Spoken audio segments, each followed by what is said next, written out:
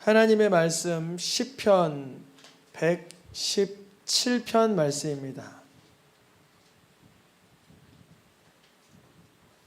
시편 117편 2절까지 있는 짧은 한 장인데요, 한 절씩 교독하여서 읽겠습니다. 너희 모든 나라들아 여호와를 찬양하며 너희 모든 백성들아 그를 찬송할지어다. 우리에게 향하신 여호와의 인자하심이 크시고 여호와의 진실하심이 영원함이로다. 할렐루야. 아멘. 오늘은 어버이 주일이면서 우리에게는 5월달 두 번째 주일입니다. 성경의 언어를 사용하라 두 번째 시간인데요, 오늘 말씀의 제목을 먼저 읽어보겠습니다. 시작. 할렐루야, 찬양하라. 우리가 교회에서 많이 듣는 단어 중에 하나가 지난주 이야기했던 아멘. 그 아멘이라는 단어는 구약에서도 쓰였고 예수님께서도 내가 진실로 진실로 너에게 고하노니 라고 말씀하실 때 아멘이라는 단어를 사용하셨는데요, 그 예수님께서 친히 하나님의 모든 말씀에 아멘 하신 분이라고 말씀을 전해드렸어요. 그래도 우리는 때로는 말씀을 지키지 못하고 따르지 못할 때 있으나 언제나 하나님의 말씀에 아멘함으로 영광이 나타난다고 했습니다. 때로는 우리의 믿음보다 말씀이 너무 과격하고 우리의 믿음보다 말씀이 너무 이렇게 광범위하여도 아멘하여 하나님께서 주시는 그 놀라운 축복을 누리기를 축복합니다. 오늘은 두 번째 시간인데요, 할렐루야 찬양하라. 할렐루야라는 뜻은 찬양하라, 하나님을 찬양하라 이런 뜻입니다. 우리가 세상에 태어나면서 하나님을 찬양하기보다 울면서 태어났어요. 모든 아이들은 어린아이 뱃속에서 태어날 때 울면서 태어나죠. 살아가면서 하나님의 그런 놀라운 손길, 자비와 은혜를 맛보게 되면서 하나님을 찬양할 때 감격의 목소리, 감탄의 목소리를 섞어 사용하는 단어가 바로 할렐루야입니다. 할렐루야. 할렐루야에서 하나님을 지칭하는 단어는 가장 뒤에 있는 단어 야에 있어요. 그래서 이 단어를 읽을 때 만약에 강조점을 둔다면 할렐루야 이렇게 하겠죠. 하나님을 찬양하는 것입니다. 우리가 태어나면서부터 하나님을 찬양하지 못했습니다. 우리는 울면서 태어났어요. 그래서 사람들은 육신으로 태어나면서 성령으로 거듭나기 전에는 모두가 다 욕심을 따라 살게 되어 있습니다. 요한복음 8장 44절 말씀에 보니까 우리 분홍색 글씨만 읽어볼까요? 너희 아비의 욕심을 너희도 행하고자 하느니라. 우리가 부모님의 뱃속에서 딱 태어나면 그 상태가 아주 내추럴한 상태인데 그 상태는 욕심을 따라 삶이에요. 그러니까 우리는 어린아이들에게 너 왜 욕심 부리냐 타박할 게 아니라 우리는 욕심 부릴 수밖에 없는 연약한 죄인이다라는 것을 직면시켜줘야 돼요. 너가 평생 너가 원치 않아도 욕심 따라 살 것이라 라고 알려줘야 돼요. 그래서 그 욕심을 어떻게 우리가 조절하고 헤어나올 수 있는지를 성령으로 거듭나는 일밖에 없다는 것을 알려줘야 됩니다. 우리는 모든 사람이 부모님의 뱃속에서 태어날 때는 욕심을 따라 살았어요. 육신이 원하는 대로 살았다는 거예요. 그러나 우리가 무슨 영을 받으면, 예수 그리스도의 영을 받으면 하나님을 뭐라 그런다고요? 아빠, 아버지라고 부르게 돼요.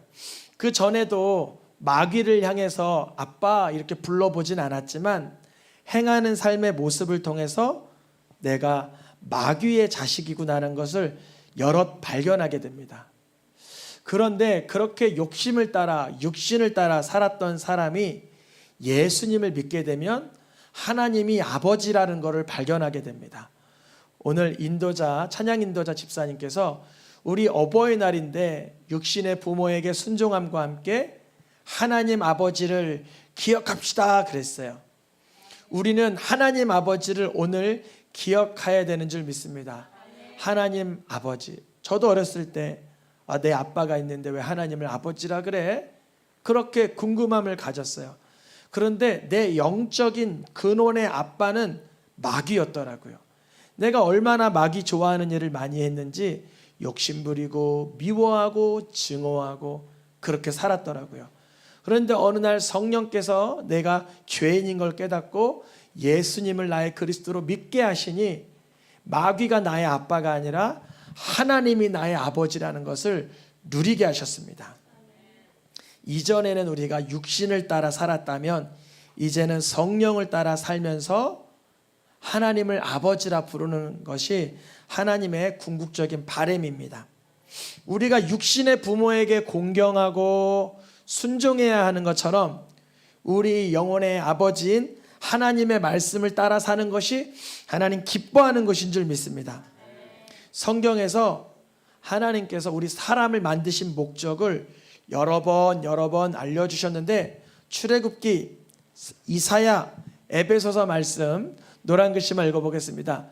그들이 나를 섬길 것이라 나를 찬송하려 하려 함이라 그의 은혜의 영광을 찬송하게 하려는 것이라. 성경에 이것 말고도 하나님께서 우리를 왜 만들었는지를 알려주시는 구절은 많아요. 그런데 오늘은 특별히 세 군데만 발췌해 봤는데요. 첫 번째는 왜 만드셨다고요? 누구를 섬기라고요? 하나님을 섬기라고. 그동안 우리가 욕심 부리고 탐욕을 부리고 미워하고 고집 부리면 이게 내가 잘 사는 줄 알았어요. 근데 그거는 알고 보니 누구를 섬긴 거예요? 맞아요. 사단 마귀를 섬긴 거예요. 아주 열심히 섬긴 거예요. 욕심을 부리고 분노하고 원망하고 정죄하고 낙심하고 삐뚤어지고 일탈하는 이 삶은 사단 마귀를 섬기는 거였던 거예요. 즉 선악과 사건에 따먹어 죽지 않아. 그럴까? 내 호기심과 욕심을 채우기 위해 먹어볼까? 그건 자기를 섬기는 건 줄 알았는데 알고 보니까 사단 마귀를 따랐던 거예요. 하나님은 그런 우리들을 누구를 섬기라고? 하나님을 섬기라고 원래 만드셨어요. 사단 마귀를 섬기면 즉시로 달콤한 것 같지만 치아가 다 썩어버리고, 사단 마귀를 섬기면 흥겨운 것 같으나 인생이 망그러지고, 사단 마귀를 섬기면 내가 왕된 것 같으나 처참한 죄의 종의 상태입니다. 그러나 하나님을 섬기는 것은 때로는 내가 힘겹고 버겁고 너무나 외톨이 같은 느낌이 들지만 하나님을 섬기는 순간 참된 자유 가운데 들어가고 자녀된 권세를 누리게 하시는 줄 믿습니다. 그 가운데 우리는 어떻게 돼요? 하나님을 섬길 뿐 아니라 그 하나님의 비밀한 것을 깨닫고 찬송하게 되죠. 와우, 너무 하나님을 찬송하고 싶어요. 내 입을 열어 소리를 정말 내어서 찬양하고 싶어요. 그게 바로 할랄야 할렐루야입니다. 성경에서 찬양, 찬송, 송축, 경배, 다양한 히브리어 원어에 따라서 다양한 단어들을 쓰는데 우리가 오늘 말씀의 제목이 뭐였죠? 할렐루야 찬양하라. 여기서 나온 할랄이라는 단어는 감격 속에서 소리를 내어 노래하는 상태를 말해요. 다른 히브리어도 있기는 해요. 뭐 송축하라, 경배하라, 찬송하라, 예배하라 라고 쓰이는 단어는 또 다른 단어가 있는데 그러한 단어들의 특징은 자세를 말해요. 하나님을 경배하는 것은 자세를 말하는 것 같아요? 소리를 말하는 것 같아요? 자세를 말하는 거예요. 그러니까 하나님을 경배하라 하면 자세, 하나님을 찬양하라 하면 소리. 우리가 예배 드릴 때 어떤 분들은 그래요. 왜 이렇게 시끄럽게 예배 드려? 시끄럽게 예배 드려야 될 때가 있어요. 왜냐하면 할랄 해야 되기 때문에 소리를 높여야 돼요. 여러분 이 목소리 어디다 쓰시겠어요? 조용하신 분들도 분노하면 소리가 커지더라고요. 왜 그래요? 나의 욕구를 주장하려고, 나의 이기심을 채우려고. 근데 하나님은 그 소리를 이기심과 욕구에 사용하지 말고 누구를? 하나님을 찬양하는 데 쓰길 원하세요. 그러면 여러분 치유가 됩니다. 여러분 정말 놀라운 사실은 제가 예전에 다니던 한 20년 전에 다니던 교회는 북을 치면서 예배드렸어요. 그래서 북 소리가 얼마나 크냐면 귀가 찢어질 것 같아요. 근데 거기서 치유가 엄청나게 일어났어요. 정말 그래요. 여러분 이 두 손을 맞부딪히면서 하나님을 높이는 순간 영의 영역이 열려서 악한 질병들이 다 떠나가게 돼 있어요. 물론 경배도 해야죠. 경배. 저는 이 조용하고 고요한 예배를 무시하는 게 아니에요. 이 두 가지가 같이 가야 되는 거예요. 때로는 겸허하게 조용하게 겸손하게 높이 올려드리며 묵상할 때가 있는데 찬양할 때가 있어요. 오늘은 할렐루야 찬양하라 이런 말씀의 제목.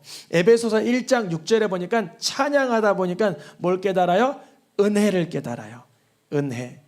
오늘 말씀에 이렇게 따라오시는 것이 얼마나 중요한지 할렐루야 찬양하라 이 경탄을 하게 되기까지의 과정을 좀 알려드리려고 합니다.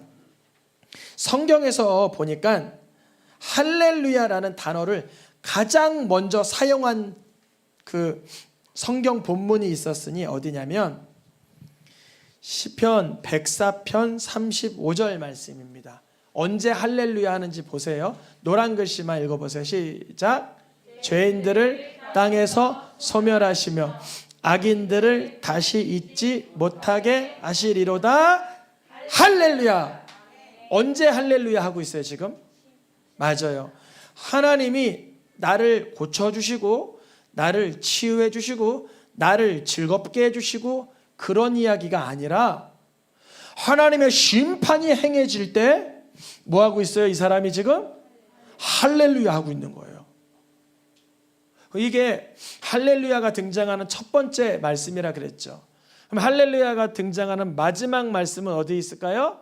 요한계시록 19장에도 잘 보세요. 노란 글씨만 이 일 후에 구원과 영광과 능력이 우리 하나님께 있도다. 그의 심판은 참되고 의로운지라. 할렐루야.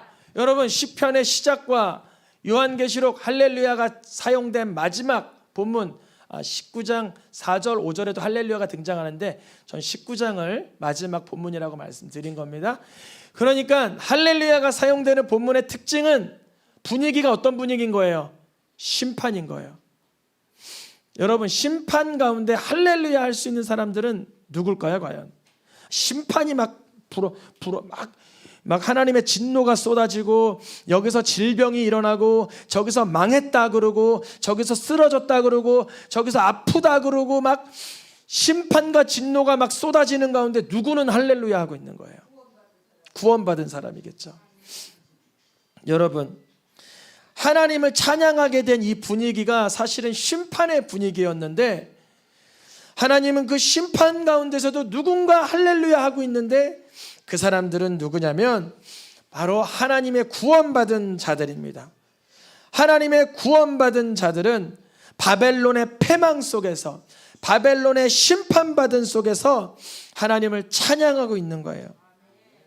우리가 할렐루야 그러면 왠지 좀 경쾌하고 좋은 말 같은데 그 할렐루야가 사용되는 시작과 끝의 본문의 내용을 보니까 사실은 심판이었다는 거예요. 심판. 여러분 코로나는 하나님의 심판이에요? 하나님과 무관해요? 심판이에요. 여러분 한 사람 한 사람이 어떤 어려움을 겪으면 그건 심판이에요? 그건 하나님과 무관해요? 심판이에요. 여러분을 정죄하려는 우리를 정죄하려는 의도가 아니에요. 하나님의 어떠한 거대한 구원 가운데는 때로는 심판이 같이 진행돼요. 그래서 우리가 아프다, 괴롭다, 문제가 생겼다 그러면 그때 하나님의 은혜와 인자하심과 긍휼을 바라보며 할렐루야 이 심판과 어려움 가운데 구원하실 것을 찬양합니다. 예언적인 찬양하시기를 축복합니다. 이러한 사람들은 하나님을 경외하는 자들이에요. 하나님을 신뢰하는 자들이에요. 하나님께서 그래서 언제 할렐루야가 또 동원되냐면 시편 115편, 112편 보니까 이 할렐루야 하는 사람들은 무엇을 따라요? 율법, 율례, 계명. 할렐루야 할 수 있는 사람은 누구냐? 하나님의 말씀과 무관하고 하나님의 말씀과 동떨어지고 하나님의 말씀을 무시하며 사는 인생이 아니라 하나님의 심판이 시행될 것을 믿어 의심치 않고 그 말씀 가운데 사는 자들이에요. 이 말씀 가운데 사는 이유는 뭘까요? 하나님은 보응하시는 때가 있다는 거예요. 나는 이렇게 애태우도록 말씀을 지켜내는데 저 사람들은 말씀을 안 지키고 멋대로 사는데 하나님 이게 뭔가요? 라고 말하는 사람 지금 뭐를 기대하지 않는 거예요? 심판을 기대하지 않는 거예요. 오히려 저 사람들은 말씀을 따르지 않고 저렇게 희희낙낙 사는 걸 보니까 너무 불쌍하다. 심판의 때가 있을 텐데. 이것이 바로 할렐루야 할 수 있는 사람의 믿음입니다. 그러면서 더 나아가 심지어 희희낙낙하면서 세상적인 쾌락을 즐기는 그 사람을 긍휼히 여길 수 있는 마음. 할렐루야 하는 사람들의 특징이겠죠. 할렐루야 하는 사람, 말씀 가운데 사는 사람, 하나님의 심판을 인정하고 바라보는 사람은 그러면 율법을 따르고 말씀을 따르다가 미끄러지거나 실수가 전혀 없을까요? 아니요. 오히려 실수가 더 많고 더 세상적으로 보면 내가 저 사람보다 더 못된 것 같기도 해요. 왜냐하면 나의 잣대는 뭐니까? 말씀이 내 잣대니까. 저 사람은 너무나 자신감 있게 살고 아주 훤칠하게 사는데 말씀의 기준이라는 게 없으니까 언제나 자신 있는 것 같은데 나는 언제나 세리처럼, 세리의 기도처럼 하나님 앞에 내가 죄인입니다 하게 되는 상태가 있다는 거예요. 내 연약한 모습이 말씀으로 조명되기 때문에. 그러면 할렐루야 하는 사람은 하나님의 심판을 알고 그 말씀을 따르다가 때로는 미끄러질 때 하나님의 무엇을 갈망할까요? 하나님의 인자하심을 갈망하게 되는 거예요. 그러니까 할렐루야 하는 본문 처음과 끝은 심판이었는데 그 사람들은 할렐루야 할 수 있는 까닭이 말씀을 따르기 때문인데 근데 말씀 따라가 가다가 미끄러지고 넘어질 때가 하도 많으니 항상 무엇을 찬양해야 돼요? 하나님의 인자하심을 찬양하게 된다는 거예요. 하나님의 인자하심. 여러분 하나님의 말씀을 안 따르는 사람은 인자하심이 필요할까요? 필요 없을까요? 필요 없죠. 하나님의 말씀을 뭐하는 사람? 따르는 사람은 반드시 뭐가 필요해요? 인자하심이 필요해요. 하나이는 신발 정리할 사람 그러니까 난 안 해요 그래요. 전 할래요 그래요. 근데 이 할래요 하는 애를 자세히 보니까 얘가 뭐 하고 있냐면 신발을 다 삐뚤어 맞춰놨네요. 까꾸로 맞춰놨어요. 그러면 정상적인 부모라면 안 한 아이가 더 잘났다고 생각해요? 그래도 못나지만 하려고 하다가 삐뚤어진 거를 교정해주면서 칭찬해요. 후자죠, 후자. 하나님은 우리를 향해서 그러신다는 거예요. 하나님의 말씀을 따라 살려고 하는데 우리는 참 실수가 많아요. 내 이웃을 내 몸과 같이 사랑하라고 하지만 그렇게 못하고 아내를 죽기까지 사랑하라 그러고 또 남편에게 순종하라 그러고 부모에게 공경하라 그러고 자녀를 말씀으로 분노하지 않도록 양육하라 하는데 우리는 실수가 많은 존재라 참 그러지 못해요. 그때마다 하나님을 바라볼 때 우리를 향해서 무엇을 부어주시길 바라는 거예요? 인자하심. 하나님 내가 사랑하려 했는데 사랑이 안 돼요. 하나님 내가 용서하려고 했는데 용서가 안 올라와요. 하나님 내가 말씀대로 살려고 하는데 내 본성이 먼저 내 본능이 먼저 이끌려요. 불쌍히 여겨주세요. 하나님의 은혜를 베풀어 주세요. 할렐루야. 하나님은 인자하심이 너무나 크시구나. 할렐루야 하며 사는 사람이나 할렐루야 안 하며 사는 사람이나 멀리서 보면 별 차이가 없어요. 어차피 하나님의 심판이 지금 코로나라든지 질병이라든지 경제적인 역경이라든지 거는 누구나 당하는 것 같아요. 그러니까 할렐루야 하는 사람이나 안 하는 사람이나 형편이 똑같아요. 또 말씀을 따라 살면서 할렐루야 하는 사람도 때로는 말씀에 어긋나고 미끄러질 때가 많아요. 그러니까 이 사람하고 별 차이가 없어 보여요. 그러나 하나님은 우리의 중심을 보시며 누가 하나님을 경외하는지 발견하십니다. 알고 계세요. 오늘 말씀의 본문은 준비되지 않았지만 시편 103편 말씀에 보니까 이렇게 써 있어요. 하나님은 하나님을 경외하는 자에게 인자와 긍휼을 베풀어 주신다. 그런데 하나님을 경외하는 자 이퀄 언약을 지키고 하나님의 법도를 따르는 자 이렇게 되어 있어요. 하나님을 경외하기 위해서는 하나님의 말씀을 따르는 자의 삶으로 돌아가야 됩니다. 하나님의 말씀을 지키는 삶으로 돌아가게 됩니다. 그 자체가 구원은 아니에요.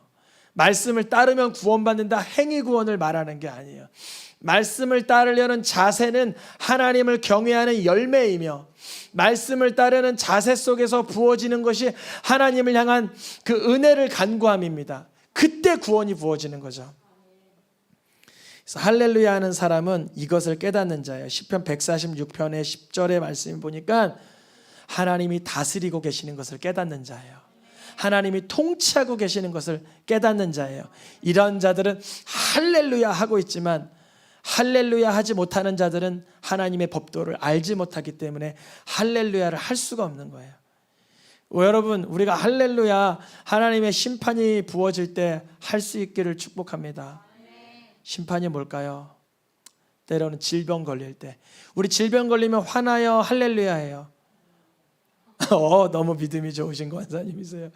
저는 예전에 다리가 3개 부러졌는데 옆에서 막 할렐루야 막 그래요. 막 믿음 좋은 사람 권사님들 막 장로님들 오셔서 제가 청년 때 다리 부러지니까 막 할렐루야 그래 크게 쓰신대요. 그래서 크게 안 써도 좋으니까 안 부러진 게 좋거든요. 그래서 뭘 크게 써? 크게 쓰긴. 근데 지금 내가 너무 아픈데. 근데 나중에 깨달아 보니까 제가 그때 죄악의 길을 걷고 대학교 1학년 때 방탕하게 사니까 하나님이 다리를 분질러 놓으셔라도 돌아오게 하신 건데 지금은 그게 이해가 되지만 그때는 이해가 안 됐어요.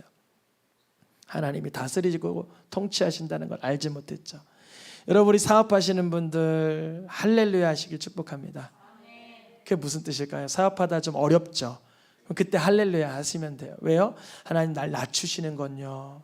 내가 하나님을 더 의지하게 하시는군요. 할렐루야, 할렐루야. 또 우리 어르신들 질병에 걸리시면 하나님 할렐루야, 할렐루야. 내가 이렇게 미약하다 주름 생기고 머리 빠지고 입 빠지고 몸이 쭈그러지다가 천국 가게 하신다는 걸 익히 알려주니 할렐루야. 그러면 그거 깨달았으면 또 회복도 시켜주실 거예요. 하나님은 궁극적인 목적이 징벌이 아니라고 써 있어요. 오늘 본문에 준비되지 않았던 103편이 비밀이에요. 거기 103편 말씀에 보면 우리를 경책하시되 자주 경책하지 않으시고 우리를 죄가대로 처벌하지 않으시고 우리의 체질을 아시고 우리가 먼지뿐임을 아셔서 하나님을 경외하기만 하면 건져 주신다는 거예요. 하나님을 경외하는 자세가 뭐냐면 할렐루야예요. 할렐루야. 내 삶의 형편이나 상황이나 입장이나 이 모든 게 정말 열악하고 버거우나 할렐루야 하는 걸 주님 기뻐하세요. 왜 못할까요? 법도를 알지 못해서. 하나님의 그 질서, 하나님의 그 섭리를 알지 못하면 절대로 할렐루야를 못하게 돼요. 왜냐하면 할렐루야는 입으로 소리내서 경탄하는 건데 그러한 액션은 자발적으로 생기는 것이 아니라 성령의 조명이 있을 때 그렇구나. 주님이 나를 불쌍히 여기시는구나. 그렇구나. 나를 깨닫게 하시는구나. 복되게 하시는구나를 성령의 조명으로 탁 깨닫게 하실 때 할렐루야 나오게는 걸 하시는 줄 믿습니다. 하나님은 분명히 다스리고 통치하고 계시는데 이 세상에서는 그게 즉시로 시행되지 않아서 사람들이 하나님이 계시는 건가 아니 계시는 건가 하나님의 정의로움을 의심할 때가 있어요. 그게 바로 창세기 18장의 아브라함의 고민이었죠. 아브라함이 이렇게 얘기했잖아요. 본문엔 없어요. 의인과 악인을 같이 죽이는 게 맞습니까? 하나님, 그리고도 하나님이 정의로운 하나님이십니까? 이렇게 물어봤었어요. 그러니까 하나님이 맞아 네 말이 맞아. 그래서 50명에서 45명에서 40명에서 30명에서 계속 줄여가면서 의인 그 정도는 있겠지 했는데 결국 소돔과 고모라는 어떻게 됐어요? 멸망했어요. 의인이 없었던 거예요. 의인이 없다는 건 뭘까요? 죄가 없는 자가 없다라는 얘기가 아니라 하나님을 경외했던 자가 없다는 거예요. 여러분 가정에 하나님 경외하는 한 사람이 있기를 축복합니다. 한 사람이라는 건 구원 한 사람만 받으라는 얘기가 아니라 어떠한 가정이라도 예수 믿고 구원 얻은 가정인데 어떤 위경에 몰리면 한 사람이라도 깨어 있어야 될 사람이 필요한 거예요. 그 사람이 처녀매겠죠. 보통은 이 문제로 고민했던 아브라함이 있었고, 우리도 삶 가운데 고뇌하죠. 정말 할렐루야 해야 되나? 하나님은 찬양 받으시기 합당한 분인가? 하나님은요, 그 심판 가운데 하나님을 할렐루야 찬양할 때 역사를 일으키십니다. 이사야 말씀에 하나님은, 요한복음 말씀에 이사야 51장 5절, 하나님은 심판을 베푸시면서 심판만 베푸시는 게 아니라, 여러분 이 말씀의 구조를 잘 보세요. 내 팔이 만민을 뭐 한대요? 지금 심판하기 직전에 뭐가 먼저 나가요? 구원이 나가고 있어요. 와, 하나님이 심판하려고 하는데 구원을 먼저 출발시키는 거예요. 그러면 그 심판 가운데, 심판이 쏟아지는 가운데 자기의 연약함과 미약함을 깨닫고 누구를 의지하여? 하나님의 팔을 의지하게 되는 거예요. 질병이 쏟아져요. 코로나가 막 퍼져나가요. 저도 코로나 걸렸었잖아요. 그때 저는 누구를 의지했어야 돼요? 하나님과 심판이네요, 진노네요, 날 죽이네요, 내가 이거 부활절날 설교도 못하게 이게 뭐 하는 거예요? 막 그런 게 아니라, 하나님, 주님이 날 심판하시는 까닭은 나를 회개하려고, 새롭게 하려고, 온전하게 하려고. 어떤 권사님이, 목사님이 더 충만하고 영의 사역을 시작하게 하실 줄 믿습니다. 이렇게 막 응원을 주시는 거예요. 너무 감사했어요. 코사지도 만들어 주시고 너무 기뻤어요. 아, 하나님은 심판만 하시는 게 아니라 무엇을 내보내신다? 구원이 나가는 즉 하나님의 팔을 의지하게 하신다는 거예요. 가정마다 심판의 순간이 있어요. 부부의 불화, 고부 간의 갈등, 자녀와의 어려움, 형제 간의 다툼, 이웃 간의 갈등, 직장 동료 간의 어려움, 이런 모든, 마치 심판이 베풀어진 것처럼 정말 괴롭고 쓰라리고 정말 정신이 하나도 없고 혼미한 그때 하나님을 붙드시길 축복합니다. 하나님께서 세상을 심판하려고 예수님을 보내신 것이 아니라 무엇하기 위해서? 구원받게 하기 위해서. 누구의 이름을 통해? 그 예수 그리스도의 이름을 통해 구원받게 하시기 위해서 우리에게 보내주셨습니다. 그러니까 할렐루야 할 수 있는 까닭은 뭐냐? 예수님을 이미 나를 인하여 십자가에 대못 받도록 허락하신 그 인자하심을 바라보면 우리는 할렐루야 찬양 안 할 수 없는 줄 믿습니다. 그래서 우리는 이제 할렐루야 하는 이유는, 유대인들도 할렐루야 많이 사용하겠죠. 왜냐하면 할렐루야가 60번 나오는데 그 중에 46번, 47번 정도가 구약에 등장하니까, 시편에 등장하니까 유대인들도 할렐루야 많이 하겠죠. 근데 그 유대인들에게는 예수 그리스도가 없는 할렐루야일 때가 참 많아요. 근데 우리 할렐루야에는 누가 있는 거예요?